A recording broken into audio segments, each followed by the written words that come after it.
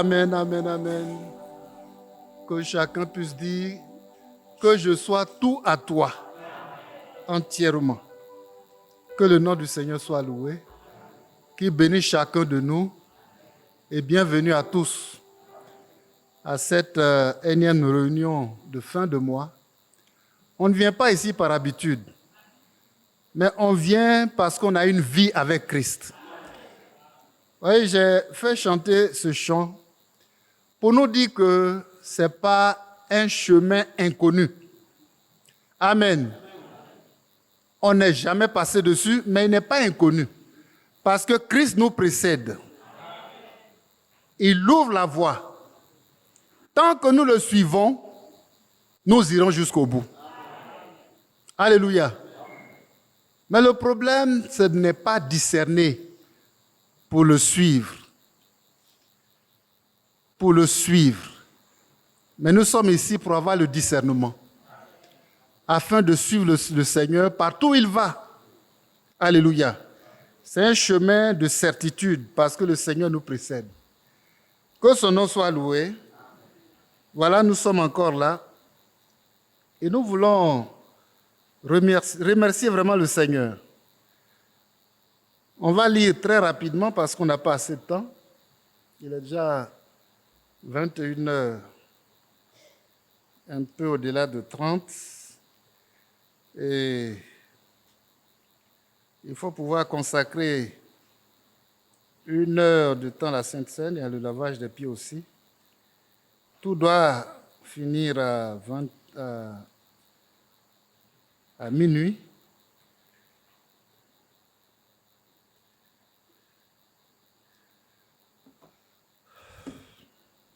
Donc, Sainte Seine, lavage des pieds, tout doit finir à minuit. Que Dieu nous bénisse. Mais d'ici là, nous allons lire la parole de Dieu. Parce que c'est dans la parole que nous avons la vie. Amen. Voilà. Lisons Colossiens, chapitre 3.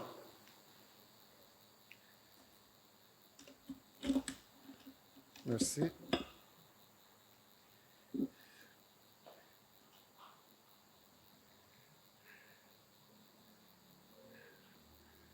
On va tous se lever pour faire la lecture de la parole de Dieu debout.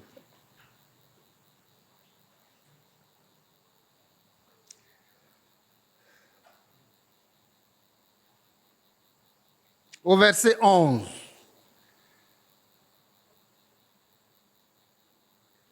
Il n'y a ici ni grec, ni juif, ni circoncis, ni incirconcis, ni barbare, ni chite, ni esclave, ni libre, mais Christ est tout et en tous. Ainsi donc,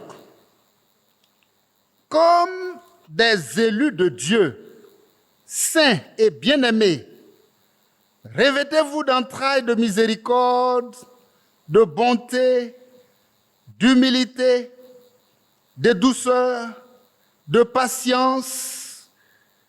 Le programme est déployé. Et continue. Verset 13. Supportez-vous les uns les autres.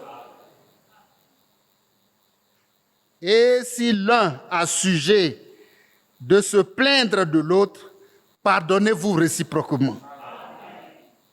De même que Christ vous a pardonné, pardonnez-vous aussi. Mais par-dessus toutes ces choses, revêtez-vous de la charité, qui est le lien de la perfection. Alléluia. Et que la paix de Christ, à laquelle vous avez été appelés pour former un seul corps, règne dans vos cœurs. Et soyez reconnaissants.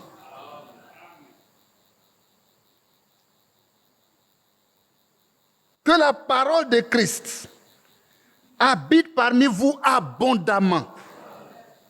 Instruisez-vous et exhortez-vous les uns les autres en toute sagesse, par des psaumes, par des hymnes, par des cantiques spirituels, chantant à Dieu dans vos cœurs sous l'inspiration de la grâce. Et quoi que vous fassiez, en parole ou en œuvre, faites tout au nom du Seigneur Jésus-Christ, en rendant par lui des actions de grâce à Dieu le Père. Inclinons nos têtes. Seigneur, c'est une lecture. Elle est si profonde. Et dans ce message, la profondeur appelle la profondeur. Nous nous tenons devant ta sainte face. Tu connais nos limites. Tu connais nos faiblesses. Tu connais notre insuffisance. Nous sommes ce soir face à face avant la Sainte Seine. Mais d'ici là, purifie-nous. Sanctifie-nous. Lave-nous. Que l'eau de ta parole nous lave de toute souillure de l'âme, de l'esprit et du corps. Et que le programme de Dieu, que la parole déroule devant nous ce soir. Oh, que ce programme, nous soyons branchés à ce programme. Oh Seigneur, afin d'être conduits par toi, pour que tout en nous te glorifie. Tout en nous t'appartienne. Tout en nous soit conforme à toi. Bénis-nous ce soir. Bénis tes enfants. Tous ceux qui sont en ligne, qui nous suivent. Que la grâce de Dieu, sous de bénédictions pour tous les hommes, soit en partage à tous tes enfants. Reçois la gloire et la magnificence. Au nom précieux de notre Sauveur Jésus-Christ. Amen. Veuillez vous asseoir, que Dieu nous bénisse.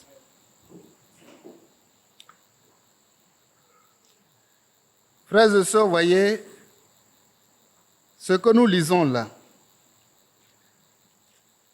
retenons une seule chose. Tout dans la vie du croyant, tout dans l'Église, tout dans nos foyers, tout dans nos maisons, tout dans notre vie doit être comme des élus de Dieu. Sinon, on n'a pas de raison d'être ici. Mais, par la foi, nous vaincrons. Ce qui est écrit là, jusqu'à ce que le Seigneur vienne, nos vies seront conformes à sa parole. On va marcher dans la parole de Dieu. Que Dieu nous aide tous. Et si nous devons donner un titre, tout doit être comme des élus de Dieu. Tout. Regardez le verset 12. Ainsi donc, comme des élus de Dieu. Comme des élus de Dieu. Nous sommes ici pour que Dieu fasse de nous, le Seigneur fasse de nous, sa parole fasse de nous des élus de Dieu. Des élus de Dieu. Il ne s'agit pas de chercher à se comparer à qui que ce soit. Que Dieu nous aide. Il ne s'agit pas de ressembler à qui que ce soit.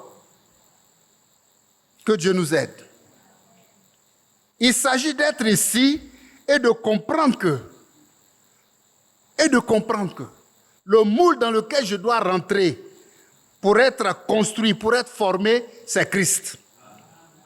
Et quand je sors, je suis exactement comme Christ. Je suis exactement comme Christ. Donc, on va donner juste ce titre-là. Comme des élus de Dieu.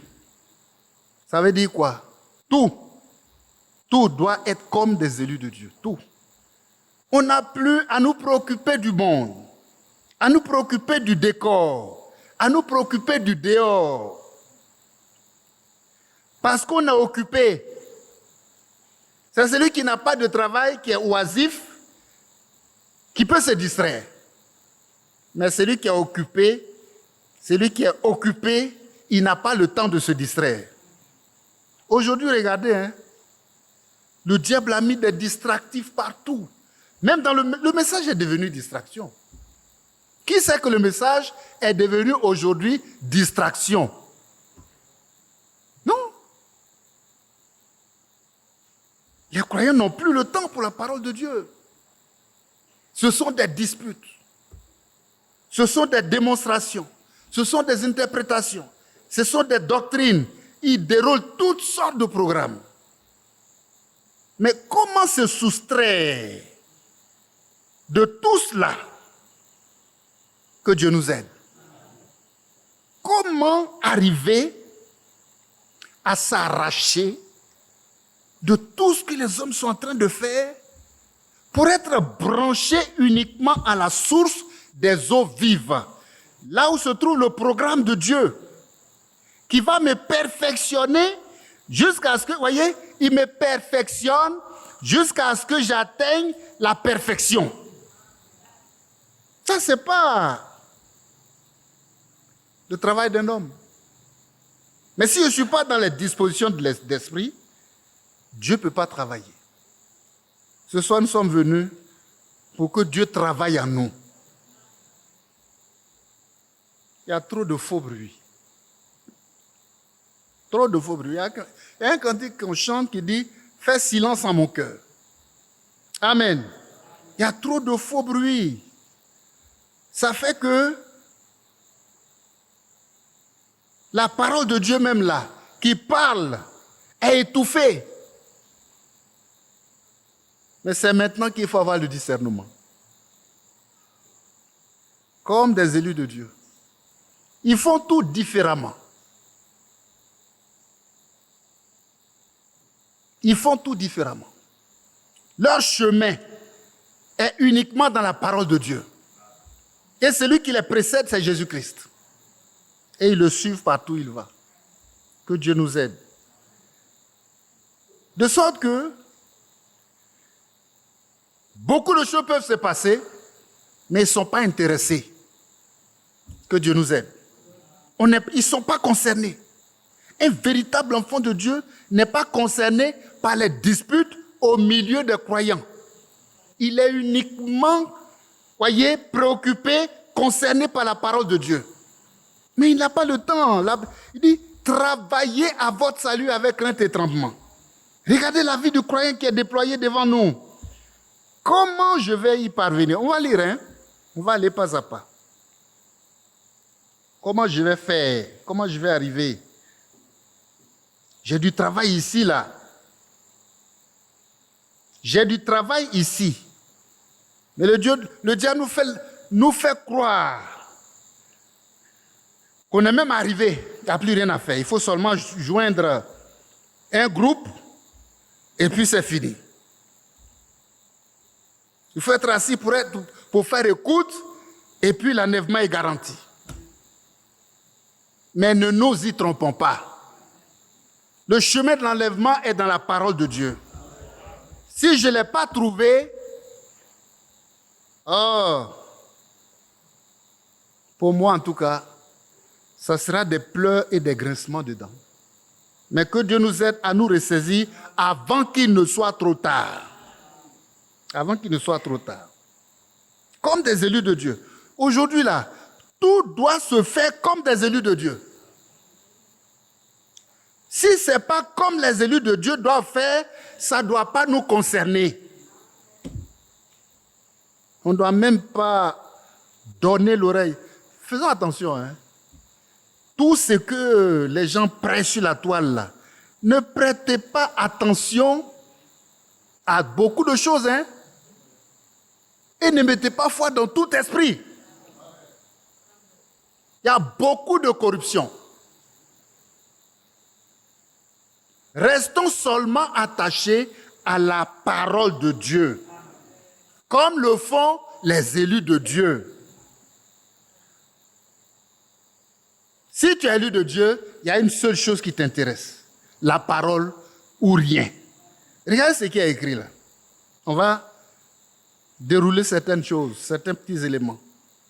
On n'ira pas trop loin, on le sait. Ce soir, que Dieu fasse de nous de véritables élus de Dieu. Il nous aide, il nous apprenne comment l'élu de Dieu doit se comporter. Il ne doit même pas ouvrir la bouche pour parler comme les autres. Quand il ouvre la bouche, tout ce qu'il dit doit glorifier Dieu. Si ça ne glorifie pas Dieu, tu n'es pas un élu de Dieu. Frères et sœurs, ressaisissons-nous. Ressaisissons-nous, sachons pourquoi on est là.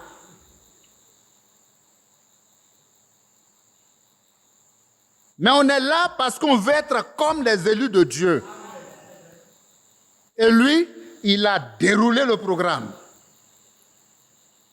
Seigneur, je veux ma main dans ta main pour avancer dans ce programme-là, parce que moi, je veux aller jusqu'au bout. Il faut être déterminé. Il faut être poussé à bout. Il faut être vaillant.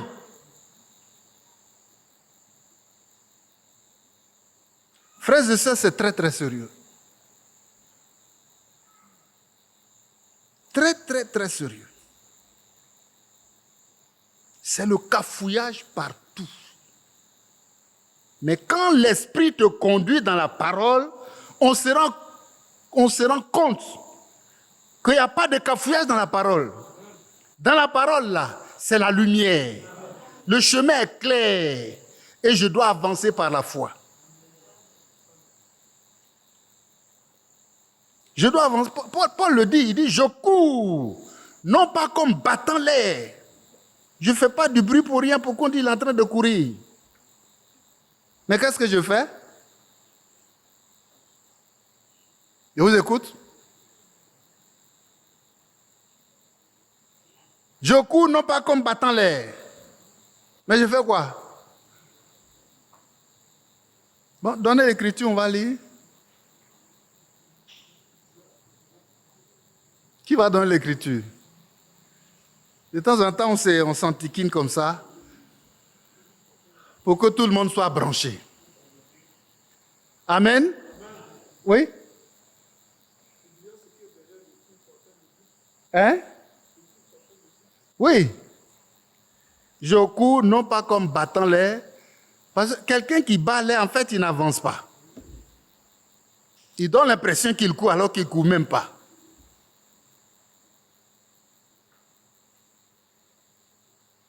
Que Dieu nous aide.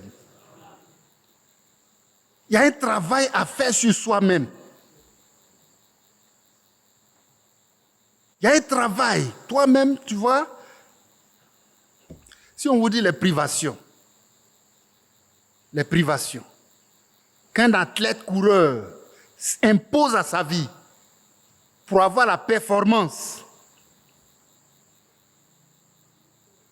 Non, on ne court pas pour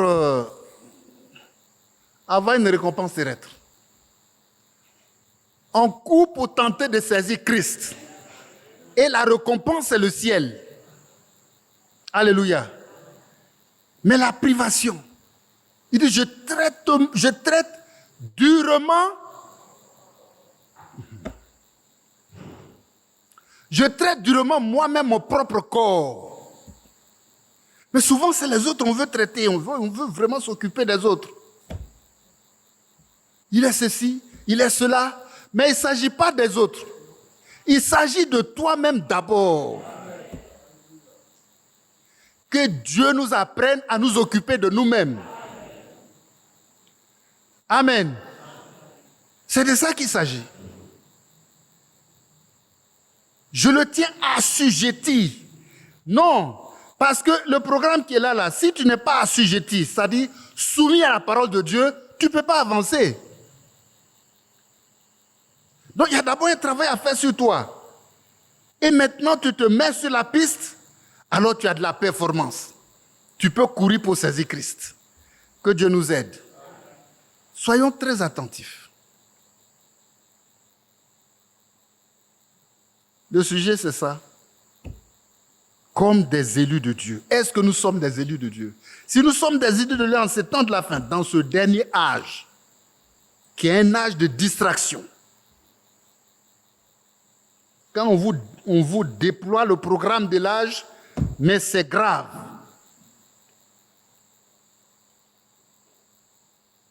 Il y a un programme dans cet âge-là, pour les croyants. Mais il y a un programme aussi pour l'élu de Dieu dans la parole. Choisis. Tu veux être chrétien de la Odyssée ou bien tu veux être élu de Dieu? Qui veut être élu de Dieu? Mais allons-y, on a du travail ici dans la parole. Quand tu es occupé dans la parole, tu n'as pas le temps de lever la tête pour voir ce qui se passe ici, ce qui se passe sur Internet, ce qui se passe... Non, non, non, non. Et il y a un travail à faire sur toi. Tu n'es pas en train de regarder l'autre pour voir ce qui ne va pas chez lui. C'est ce qui ne va pas chez toi qui compte d'abord. Il y a beaucoup de textes que nous allons certainement lire. Peut-être au petit matin, si c'est moi qui interviens encore. Ou bien, Yapi, c'est toi qui interviens ce matin. C'est ça? Voilà. Que Dieu nous aide. Le prophète a dit des choses précises que nous allons lire. On est trop distrait. On travaille dans le décor. On balaie, on n'avance pas. Mais le véritable élu de Dieu, qui marche selon les règles, il avance. Parce que la force par laquelle il avance là, c'est par sa force toute puissante. Pas par la force de l'homme. Que Dieu nous aide à comprendre ça. Mais il y a des choses précises. Il y a des choses précises. Il doit avoir une stature qu'on appelle la stature parfaite de Christ. La stature qui doit être en lui, là, c'est la stature parfaite de Christ. Il doit avoir une conduite. Il doit avoir une discipline. Hein? Est-ce qu'on avance vraiment dans la direction que Dieu veut? Ou bien on est là, c'est des slogans, chrétiens du message, et puis on se leurre, on se trompe, comme des élus de Dieu. Regardons le verset 11. On n'a même pas encore touché, c'est le titre. Mais c'est mieux de ne pas se précipiter. Et le peu qu'on lira, que chacun aille avec quelque chose pour aller travailler sur sa vie. C'est ce qui compte.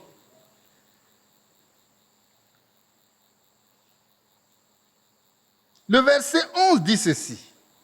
Il n'y a ici ni grec, ni juif, ni circoncis, ni incirconcis, ni barbare, ni chite. En tout cas, Paul cite les groupes et, voyez, les régions d'où lui il est. Nous aussi, on peut citer les mêmes, on peut donner des noms qui concernent nous aussi notre région.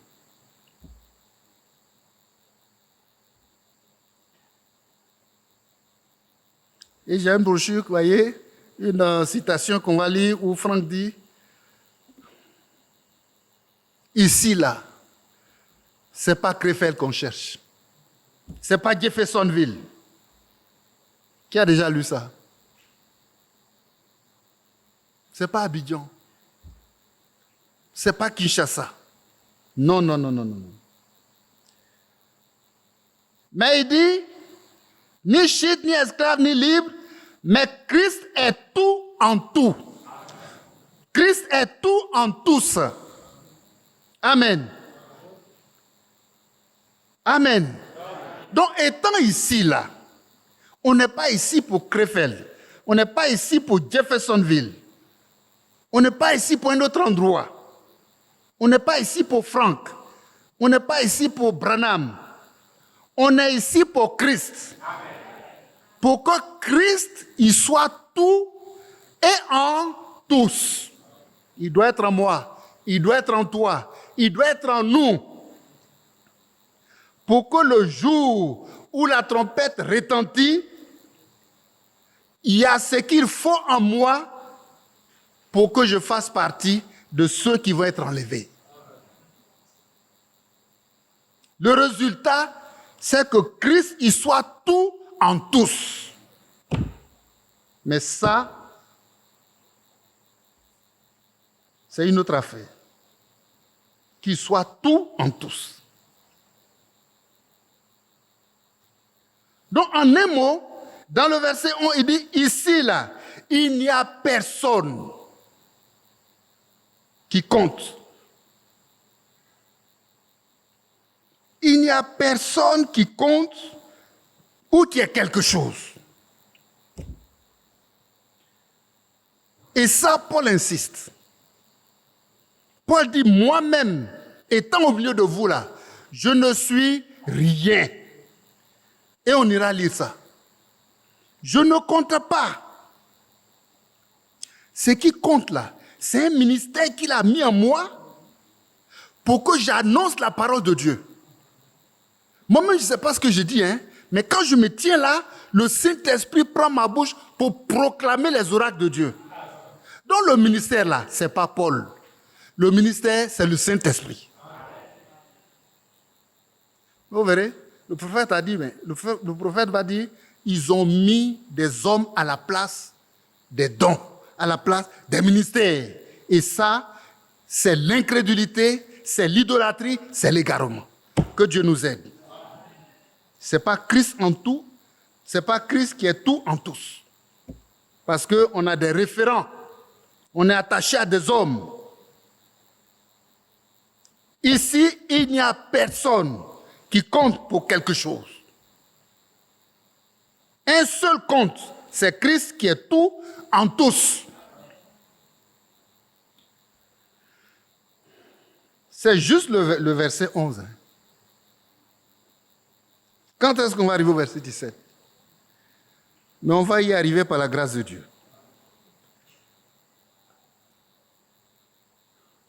Paul dit, regardez moi-même. Mais Paul, c'est un grand apôtre, un grand serviteur de Dieu. On doit lui donner une place de choix. Mais il dit, je n'ai aucune place au milieu de vous. Celui qui a la place au milieu de vous, c'est Christ. Si vous êtes attaché à moi plus qu'à Christ, vous êtes perdu. C'est ce que Paul essaie de nous dire. Paul essaie de dire aux gens de son temps. Il dit ici, il n'y a personne.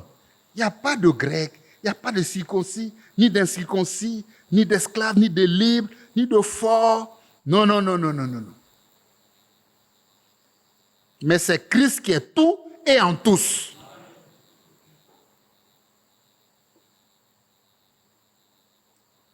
Les gens ont des... Non, lisons. Allons dans 1 Corinthiens. Lisons. Allons dans 1 Corinthiens.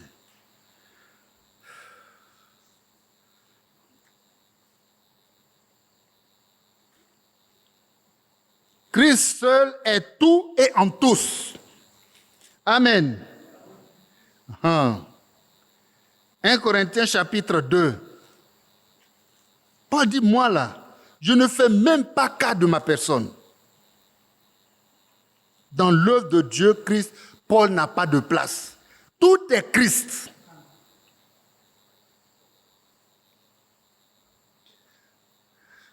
« 1 Corinthiens chapitre 2, suivez attentivement. Pour moi, frère, lorsque je suis allé chez vous, ce n'est pas avec une supériorité de langage ou de sagesse que je suis allé vous annoncer le témoignage de Dieu. Comme pour dire, je suis supérieur à vous. Je suis votre apôtre. Non. L'apostolat, ce n'est pas un titre, c'est un ministère. Et le ministère, c'est le Saint-Esprit. Donc, Paul n'a pas de place dans le ministère. Il est juste un instrument de Dieu. Amen.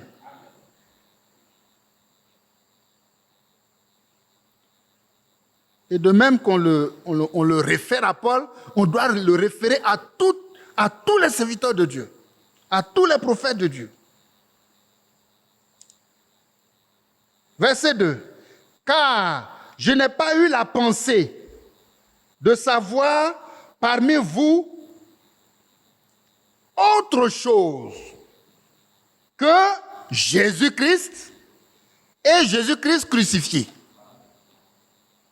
Est-ce que nous comprenons? Je n'ai pas eu la pensée de savoir autre chose. Ici, il ne s'agit pas de savoir qui est qui. On doit passer par qui? Non, non, non, non. Il y a un seul qui compte, c'est Jésus-Christ.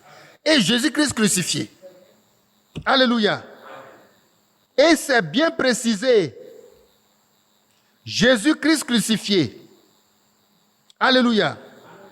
Jésus-Christ crucifié. C'est uniquement Christ, lui seul, qui est tout en tous. Je n'ai pas eu la pensée de savoir qui est qui fait quoi, qui est quelque chose. Moi-même, j'étais auprès de vous dans un état de faiblesse, de crainte et de grand tremblement.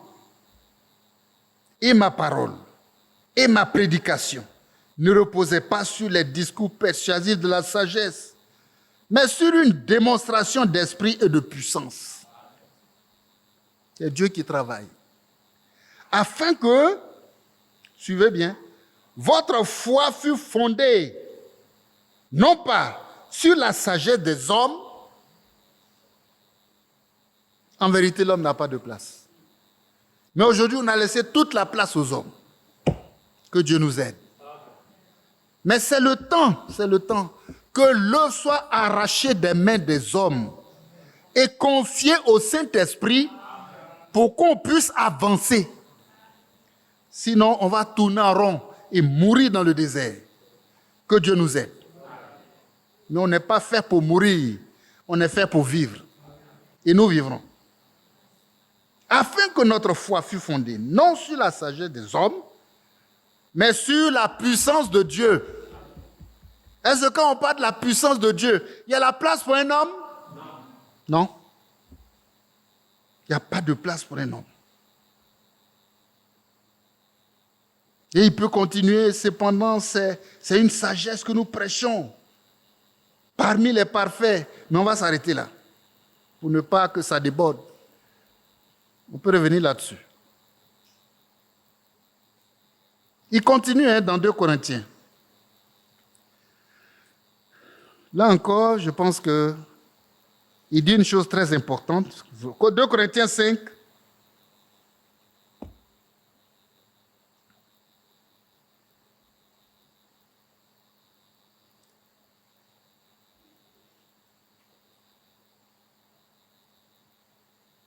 Verset 16. Ainsi, dès maintenant, comprenons la chose comme ça, à partir de maintenant, nous ne connaissons personne selon la chair. Et si nous avons connu Christ selon la chair, maintenant nous ne connaissons plus de cette manière. Si quelqu'un est en Christ, il est une nouvelle création. Les choses anciennes sont passées, toutes choses deviennent nouvelles. Et tout cela vient de Dieu, qui nous a réconciliés avec lui par Christ et qui nous a donné le ministère de la réconciliation. Car Dieu était en Christ, réconciliant le monde avec lui-même, en n'imputant point aux hommes leurs offenses, et il a mis en nous la parole de la réconciliation. Nous faisons donc les fonctions d'ambassadeurs pour Christ, comme si Dieu exhortait par nous. Amen. Nous vous en supplions au nom de Christ, soyez réconciliés avec Dieu. Amen. Mais ici, Paul dit une chose qui doit retenir notre attention. Il dit, regardez, Jésus lui-même,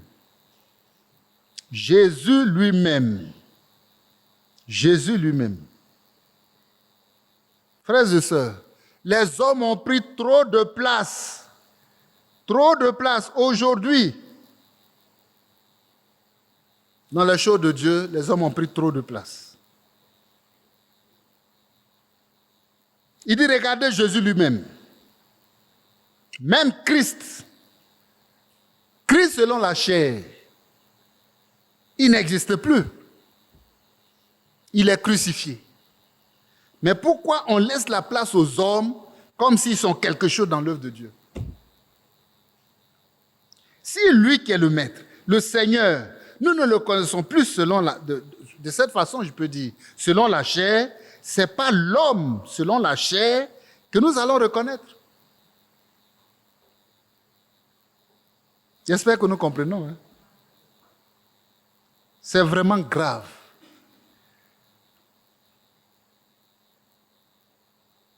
Quelque part, le Seigneur a dit, je ne donne pas ma gloire aux hommes. Alléluia. Je suis l'Éternel, je ne donne pas ma gloire aux hommes. Mais, dans l'Église, dans l'œuvre de Dieu, on a donné toute la place aux hommes. Plus aux hommes qu'à Dieu lui-même. Mais ça doit être corrigé, sinon on ne peut pas avancer. Et c'est ce que nous sommes en train de faire. Que Dieu nous aide à comprendre ça. Regardez quand ils ont commencé à donner la place au prophète William Branham lui-même. Ils ont donné jusqu'à un moment donné, ils ont jugé que la place de Jésus là, il faut lui donner ça en même temps.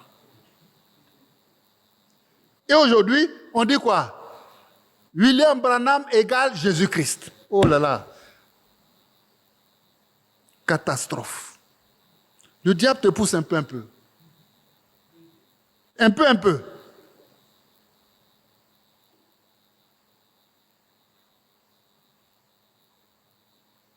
Il donne un peu.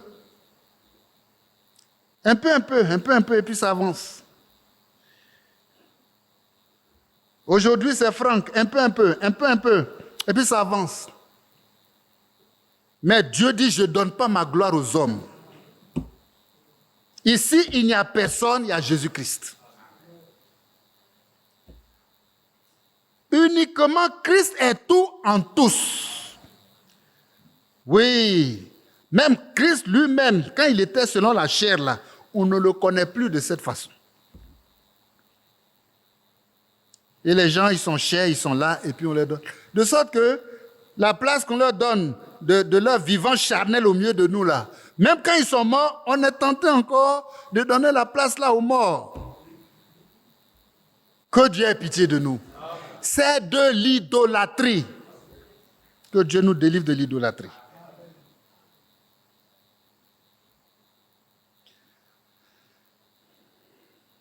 Lui qui est le maître. Paul dit, on ne le connaît plus selon la chair. On ne le connaît plus. Il n'a plus de place ici selon la chair.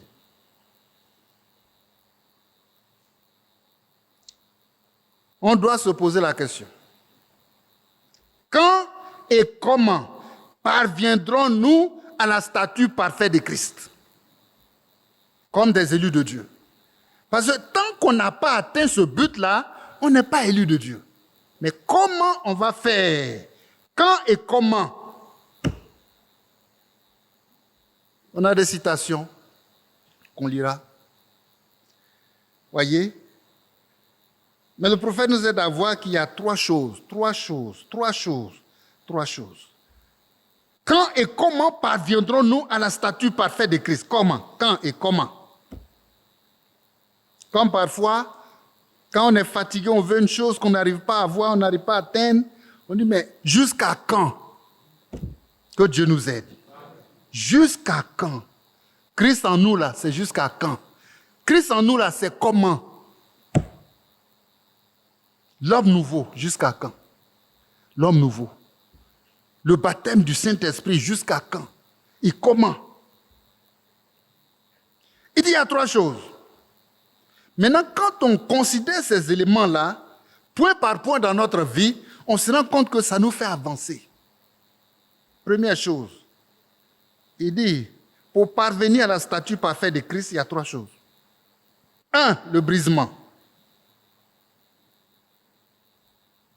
2, le dépouillement. Et 3, le revêtement. Que Dieu nous aide. Quand vous allez passer ces points-là en revue, vous allez voir.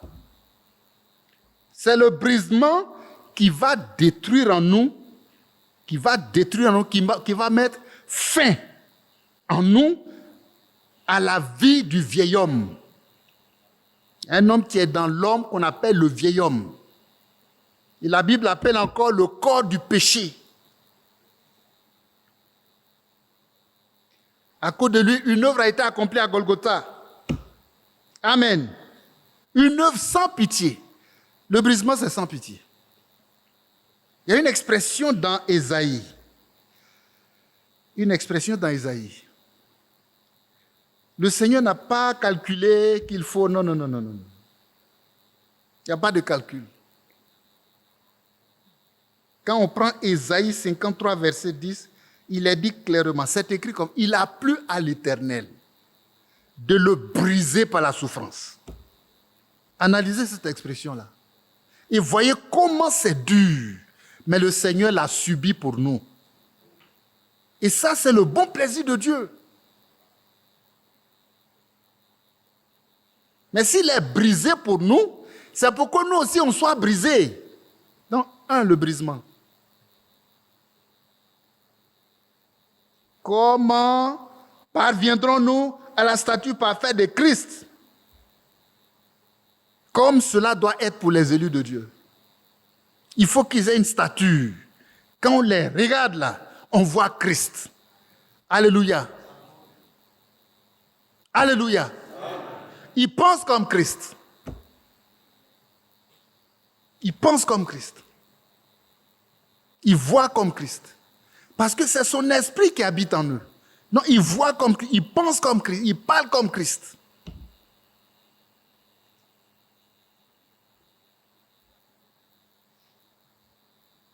Il dit il y a le brisement, il y a le dépouillement et le revêtement. Mais quand on lit Colossiens, on voit il n'y a que revêtement ici. Hein? Mais avant de revêtir, il faut d'abord briser et dépouiller. Dites-moi, un corps qui est sale, dénaturé, on peut le revêtir? On peut prendre habit blanc pour mettre sur lui? Alors qu'il y a la boue partout? Ce n'est pas possible. Donc, avant d'arriver au revêtement, il faut d'abord passer par le brisement et le dépouillement. Mais le brisement et le dépouillement, là, c'est sans pitié. Hein?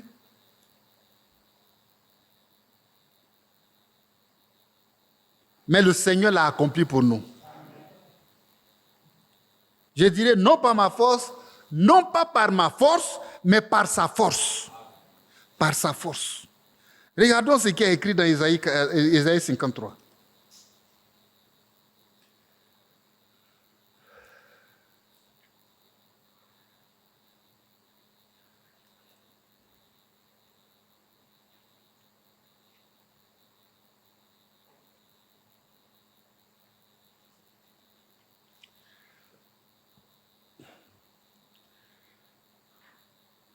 Ça choque. Verset 11. Non, c'est plutôt le verset 10. Verset 10. Regarde ce qui est écrit. Il a plu. Verset 10. Il a plu à l'Éternel de le briser par la souffrance. Après avoir livré sa vie en sacrifice pour le péché, il verra une postérité et prolongera ses jours. Et l'œuvre de l'Éternel prospérera entre ses mains. Amen. Cette postérité-là, c'est la postérité de ceux qui ont été brisés avec Christ. Alléluia. Il a plu à l'Éternel de le briser par la souffrance. Et comme il a été brisé pour sauver les élus, ces élus-là sont brisés avec Christ. Alléluia. Et ce qui est brisé en nous là, tout doit être ôté, tout doit être lavé, les traces doivent être dégagées. Le dépouillement va tout ôter de nous. Tout ce qui est selon la chair va être brisé.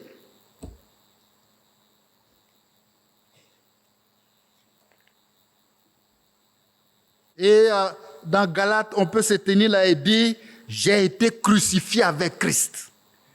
Alléluia. Et si je vis, ce n'est plus moi qui vis. Voilà quelqu'un qui est brisé et dépouillé. Que Dieu nous aide. Mais ça, c'est le bon plaisir de Dieu. Il a plu à l'Éternel de le briser par la souffrance. Mais est-ce que toi, tu es brisé? Tu es brisé avec Christ? Verset 5. Verset 5 du même chapitre. Mais il était blessé pour nos péchés, brisé pour nos iniquités.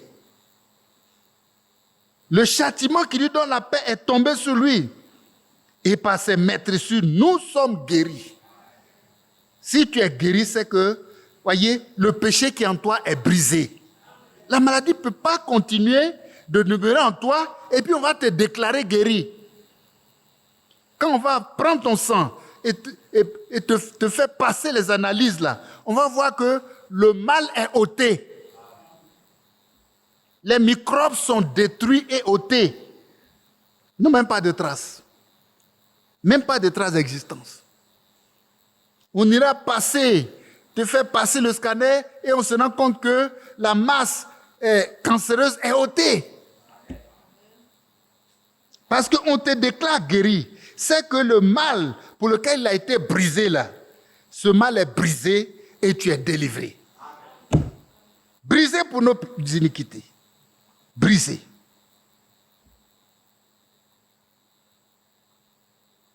Comment on va arriver à la statue parfaite de Christ, c'est ça.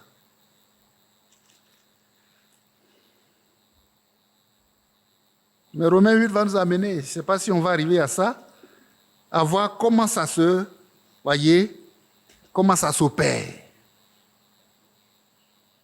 Il va nous montrer. Mais d'ici là, on dit, quelque chose doit passer en toi. Comme un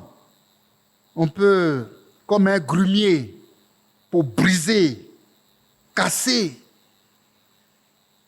C'est comme un terrain qu'on nettoie pour faire une plantation industrielle. Quand les bulldozers arrivent, c'est sans pitié.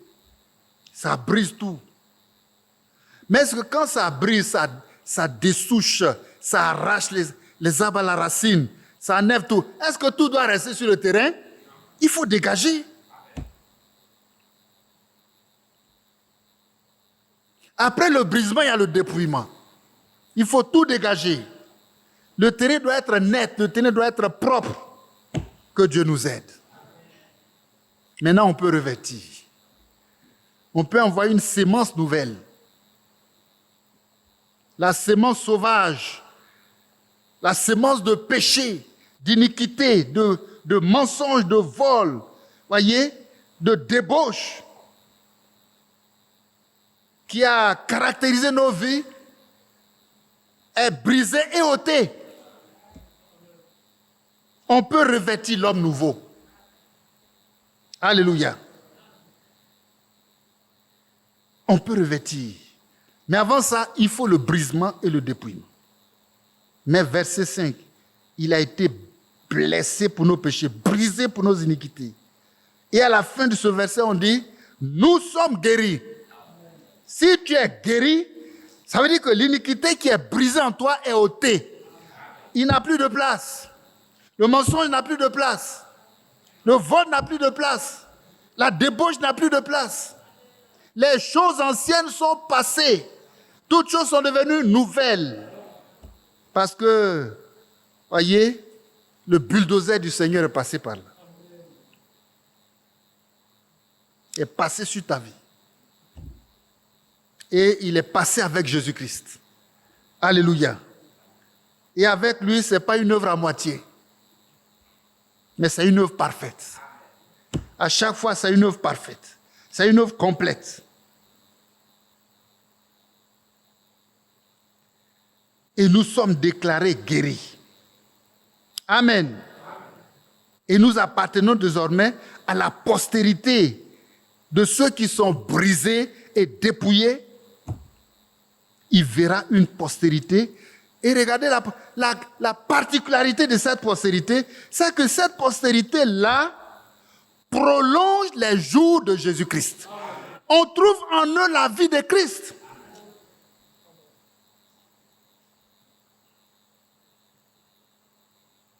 Qui prolonge ses jours. Et désormais, leur vie est dans sa main. Et ils disent, je vis pour Christ jour après jour. Et l'œuvre de l'Éternel dans ta vie prospère entre les mains de Christ. Désormais, tu es entre les mains de Christ. Regardez le verset 11. À cause du travail de son âme. À cause du travail de son âme. Il rassasiera ses regards. C'est-à-dire, il est content du résultat. Il y a un peuple de racheté. Amen. Un peuple de racheté. Ça, c'est l'œuvre de la rédemption. À cause du travail de son âme. Il rassasiera ses regards. Par la connaissance, mon serviteur juste justifiera beaucoup d'hommes et il se chargera de leurs iniquités. Amen. Mes péchés, là, je ne peux pas, mais Christ m'a libéré. Il s'en charge lui-même. Il s'en charge lui-même. Il justifiera beaucoup d'hommes. Et la justification fait que par l'œuvre de Christ à la croix, tu es déclaré juste. La justice de Jésus-Christ est pour toi. Si tu es juste, tu peux être saint. Amen. Alors on parle de sanctification. Et quand c'est acquis, tu as droit au baptême du Saint-Esprit. Justification, sanctification, baptême du Saint-Esprit. Quand on pose la question, comment et quand parviendrons-nous à la statue parfaite de Christ? Il répond, c'est par le brisement, c'est par, voyez, le dépouillement, et ensuite seulement on va arriver au revêtement. Quand un travail comme ça t'attend, tu ne peux pas déclarer que, voilà, je suis...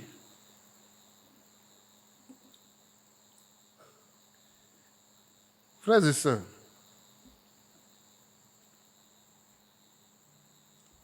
je vais tenir compte du temps et juste nous faire lire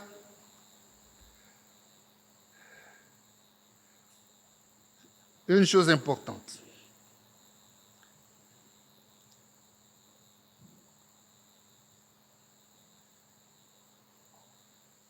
Dans le paragraphe 16, suivez bien, de la brochure prêchée par le prophète lui-même, donc William Branham,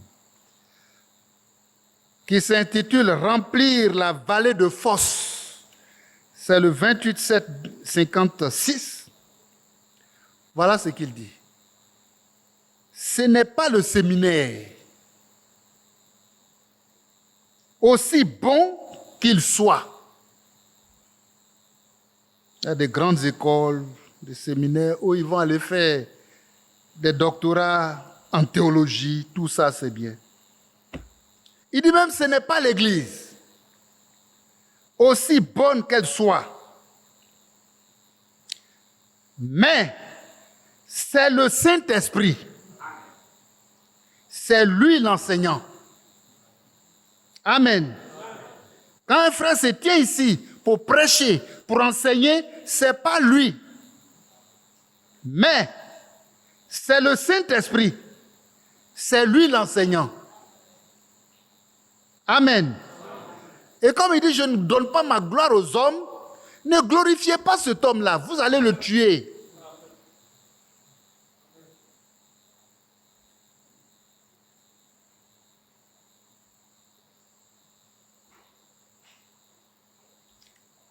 C'est le Saint-Esprit, c'est lui l'enseignant. Est-ce que nous suivons? Je vais être sûr que nous suivons. Et nous avons cherché à adopter l'homme. Adopter l'homme, c'est s'attacher à l'homme. C'est donner la place à l'homme, plus qu'à Dieu lui-même. Je reprends. En voulant trop commenter, moi-même, je dis trop. Mais ce n'est pas faux. Mais il a déjà dit ça ici. Donc, ce n'est pas la peine de... Et nous avons cherché à adopter l'homme pour qu'il prenne la place du Saint-Esprit. Est-ce que c'est normal? C'est pas ce qui se passe partout.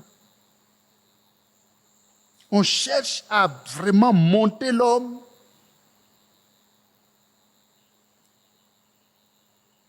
Pour qu'il prenne la place du Saint-Esprit.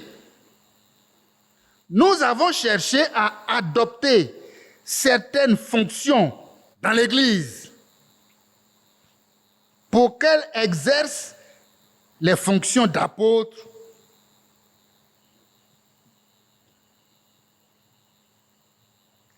ceux qu'ils appellent apôtres dans leurs églises là.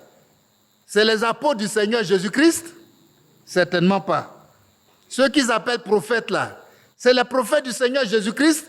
Certainement pas. C'est eux-mêmes qui ont monté des hommes pour les glorifier. Et tout ça dans l'Église. Aujourd'hui, c'est pire dans le message. Dans le message, là, c'est pire. La place qu'on a donnée à William Branham dépasse le Saint-Esprit. La place qu'on donne à Franck dépasse le Saint-Esprit. Mais que Dieu nous ramène à sa parole.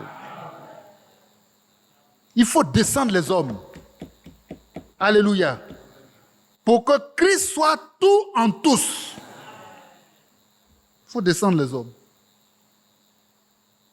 Aujourd'hui, un, deux, pasteur ceci, pasteur cela. Dans le message là, il n'y a pas pasteur titre, il y a pasteur ministère de la parole de Dieu.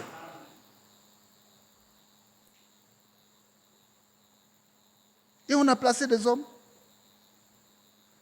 Nous avons cherché à adopter certaines fonctions dans l'Église pour qu'elles exercent elles exercent les fonctions d'apôtres, de prophètes, que dis-je encore? Et tout ça dans l'Église. C'est Dieu qui a placé les dons dans l'Église. Mais nous avons pris des hommes et nous avons fait d'eux des dons.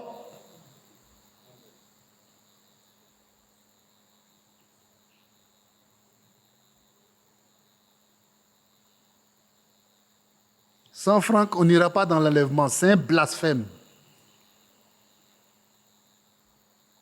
Que Dieu nous délivre de ça, de l'idolâtrie. L'œuvre de Christ à Golgotha suffit.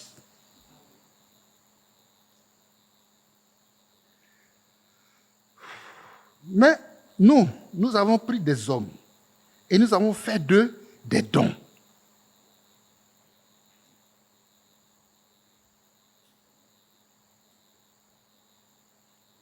Au point où un serviteur de Dieu pour qui j'ai beaucoup de respect a pu dire, si Franck dit une chose, que la Bible dit autre chose, je prends ce que Franck dit.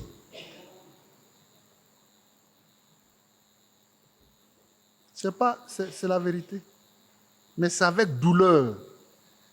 Et prions pour que Dieu intervienne avant qu'il ne soit trop tard.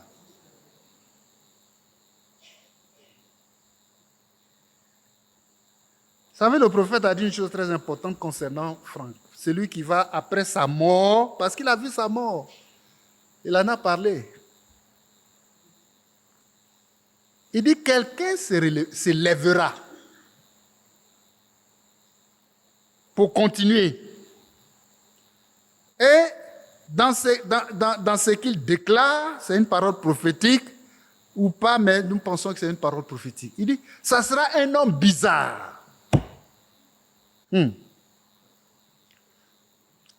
Un homme bizarre, là, on ne le comprend pas toujours. Hein? Regardez un homme comme Jean-Baptiste. On ne le comprend pas toujours. Mais il dit, tant que ce qu'il dit est en accord avec les Écritures, allez-y avec. Pas avec lui, mais avec ce qu'il dit, qui est d'accord avec la parole de Dieu.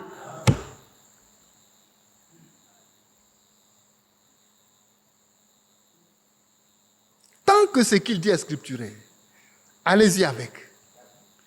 Ça dit, comme les chrétiens de Bérée, ils ne considèrent pas Paul. Non. Ils considèrent Christ et la parole. Donc tout ce que Paul dit là, ils prennent ça, ils viennent, ils déposent dans la parole de Dieu. Quand tout est conforme, ils disent gloire à Dieu. Ils vont avec. Mais un homme bizarre, on ne le comprend pas toujours. Il y a beaucoup de pierres d'achoppement que le Seigneur a permis, qui se trouvent là, sur le terrain rocailleux. Des cailloux. Mais il faut avoir le discernement pour ne pas heurter des pierres pour tomber. Que Dieu nous tienne par la main. Et nous irons jusqu'au bout. Amen. Un homme bizarre. Mais tant que ce qu'il dit est scripturaire, allez-y avec ça. Amen.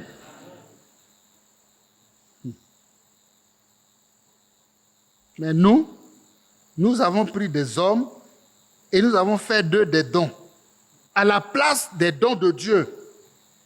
Et voilà la situation dans laquelle nous sommes aujourd'hui. Voilà ce que le prophète dit. C'est dans cette situation-là que nous sommes aujourd'hui.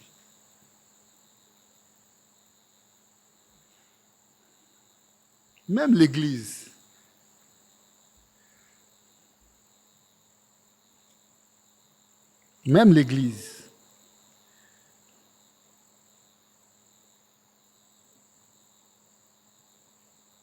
On va arrêter tout de suite. Mais laissez-moi juste lire ceci. Qu'est-ce que le Saint-Esprit? Qu'est-ce que le Saint-Esprit? Vous savez, il a prêché beaucoup de messages. Qu'est-ce que le Saint-Esprit? Mais ce message a été prêché le 16, 1959. Voilà ce que le prophète dit. Il y a une énorme différence entre un chrétien tout court et un chrétien rempli du Saint-Esprit. Voilà. Donc dans l'église où on est là, il y a chrétien et puis chrétien. On n'est pas contre ça, hein, parce que c'est l'ordre normal des choses. Tu es d'abord chrétien tout court parce que tu es attaché au Seigneur et pendant ta persévérance, tu arrives au baptême du Saint-Esprit.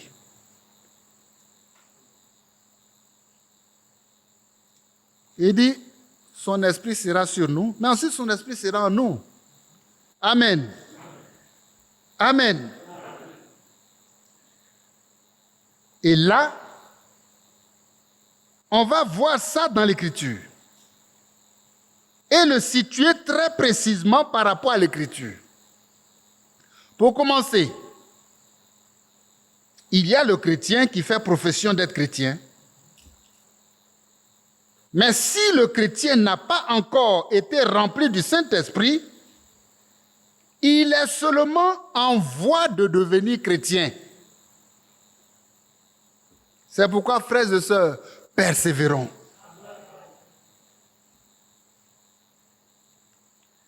Persévérons. Amen. Pourquoi? Parce que c'est lui qui a commencé en chacun de nous cette bonne œuvre-là, il la rendra parfaite pour le jour du Fils de l'homme.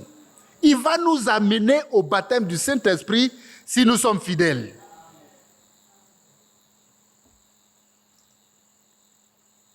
Mais on est en voie, tant que tu n'as pas le... Vous voyez, la parole veut nous dire quoi? Que tant que tu n'es pas rempli du Saint-Esprit, tu n'es pas encore chrétien. Tu es en voie de devenir chrétien. Mais persévère. Et alors, ça doit même te bousculer, t'encourager, te pousser à bout. Il faut que j'arrive. Voyez, c'est écrit, voyez, il fait profession de le croire. Il s'efforce d'y parvenir. Faites tous vos efforts. C'est écrit comme ça, hein? Faites tous vos efforts pour joindre à votre foi. Voyez, la foi d'abord s'installe, ensuite les éléments, voyez, vont venir se succéder. On va revenir à Colossiens. Parce que le revêtement, c'est ça et c'est déjà un grand chapitre. Les éléments qui doivent venir en moi pour m'habiller là.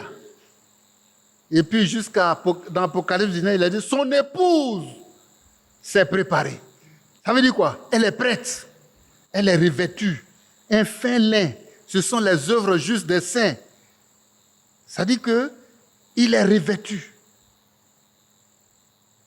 Ces entrailles-là, ce sont des entrailles de miséricorde. Vous voyez, il n'y a pas de fausseté dans ces entrailles. Et puis, il garde le mal contre quelqu'un. Il y a trop de choses. Mais terminons cette lecture-là et puis on va prier un moment avant de commencer la Sainte Seine. On va juste finir là.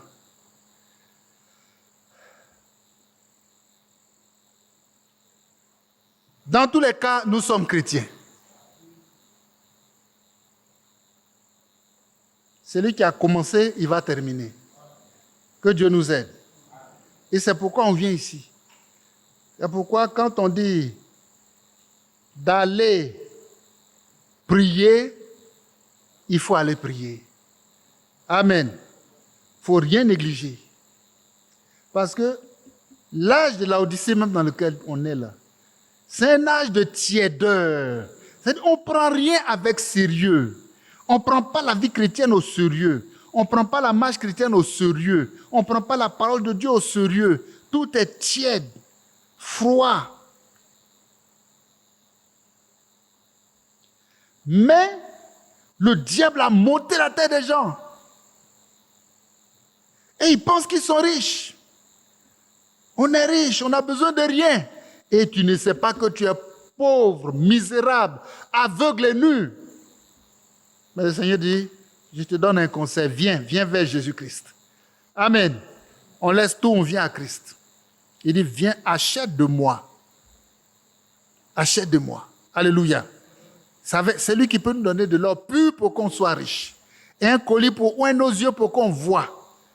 Pour oindre nos oreilles pour qu'on entende. Alors la parole dit, c'est lui qui a des oreilles, qu'il entende ce que l'Esprit dit aux églises.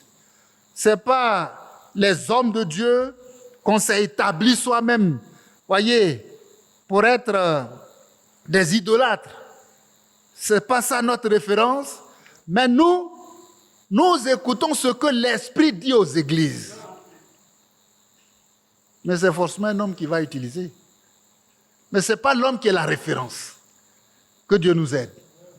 Ce n'est pas l'homme qui est la référence.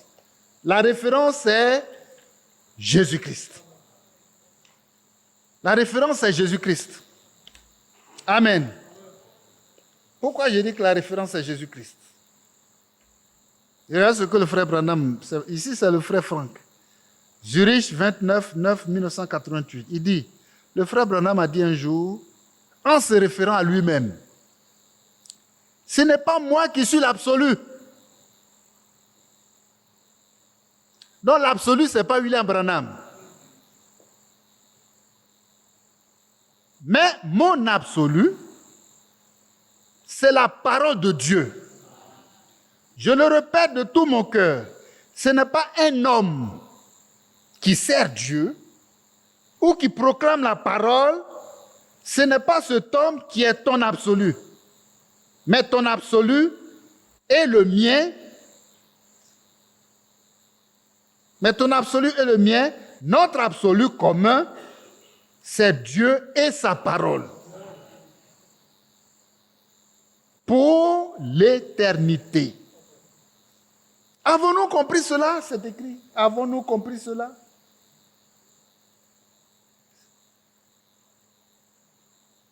C'est Franck, sa photo est là. Voilà. Zurich, 29, 9, 1914. Franck dit, c'est pas Branham qui est l'absolu, à plus forte raison moi. Oubliez-moi. Que Dieu nous aide.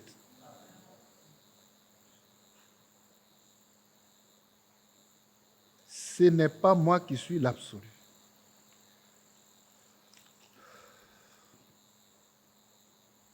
Mais nous avons la certitude que nous irons jusqu'au bout. Amen. Mais il faut d'abord dégager tout ce qui est idolâtrie là. Les hommes qu'on a montés à la place du Saint-Esprit.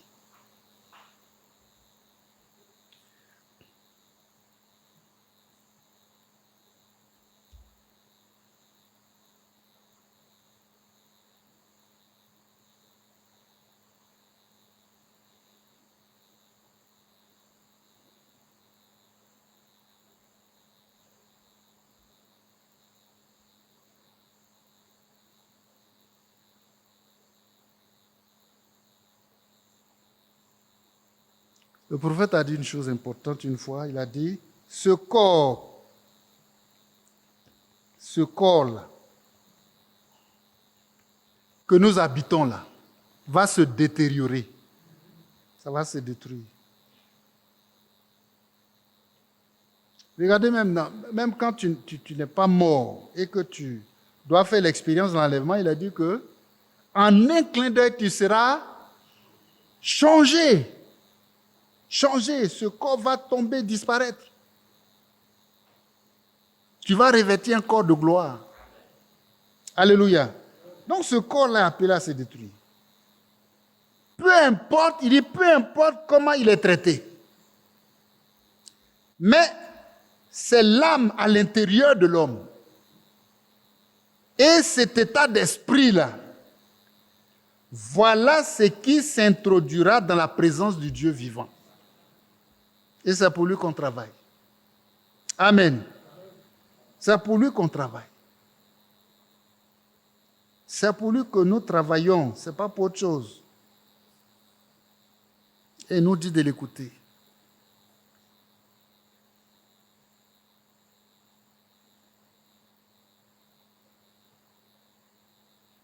Il dit encore hommes et femmes.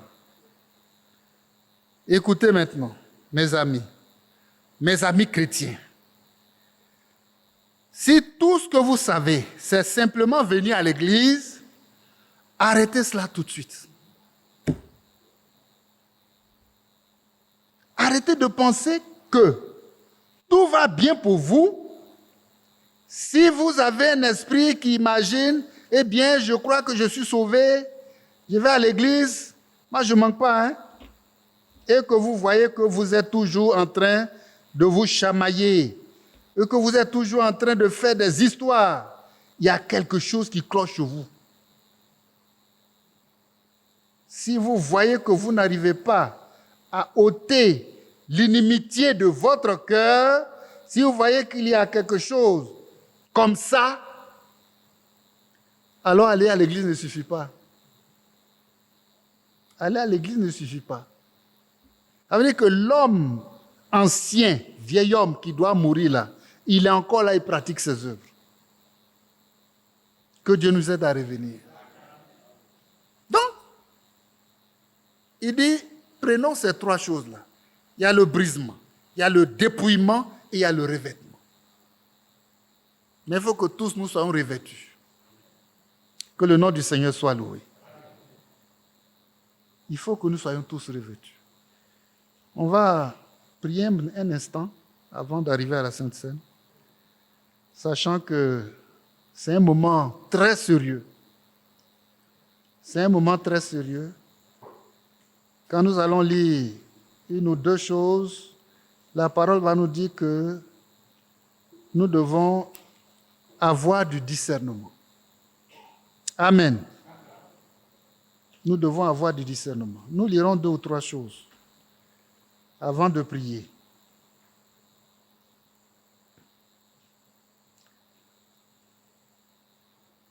Nous devons avoir du discernement.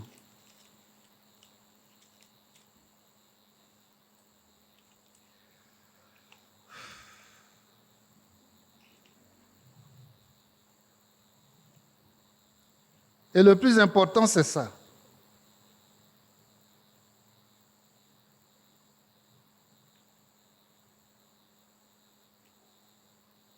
Comme c'est écrit.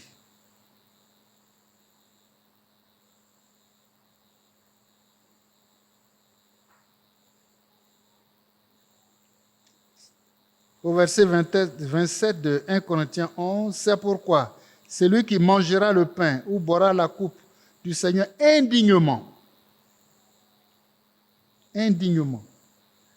sera coupable envers le corps et le sang du Seigneur. Que chacun donc s'éprouve soi-même et qu'ainsi il mange du pain et boive de la coupe.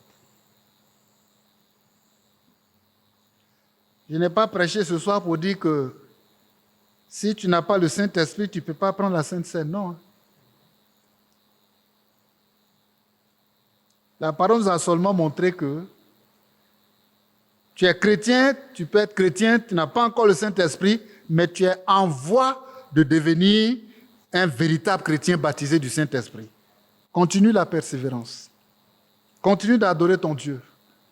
Mais sache où tu es arrivé. Sache où tu vas. D'où je viens et où je vais. Amen. Alors, tu peux persévérer. Voyez, ça te donne la force de persévérer. Tous ceux qui sont baptisés d'eau au nom du Seigneur Jésus-Christ, qui ont donc, voyez, pris leur baptême d'eau au nom du Seigneur Jésus-Christ, ils sont conviés à la table du Seigneur.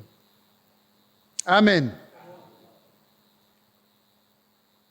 Ils sont conviés, parce que nous sommes tous sous le sang de Jésus-Christ. On ne peut pas se priver de ça. Donc, il ne faut pas le prendre indignement. Par exemple, tu n'es pas baptisé. Et puis, réellement, tu ne prends pas au sérieux ta marche chrétienne. Si c'est le cas, répands-toi ce soir.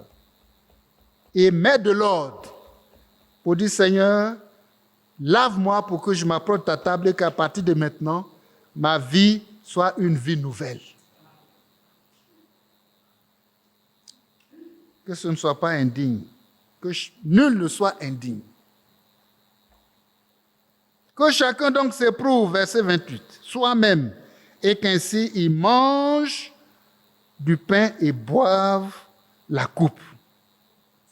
Car celui qui mange et boit sans discerner, le corps du Seigneur mange et boit un jugement contre lui-même. On va se lever et crier à Dieu. Confie ta vie au Seigneur. Nous sommes tous conviés à la table du Seigneur. Confie ta vie au Seigneur. Prions ensemble que le Seigneur nous rende dignes, que le sang de Jésus versé pour nous nous lave totalement, pour que nous soyons dignes pour nous approcher de la table du Seigneur. Prions.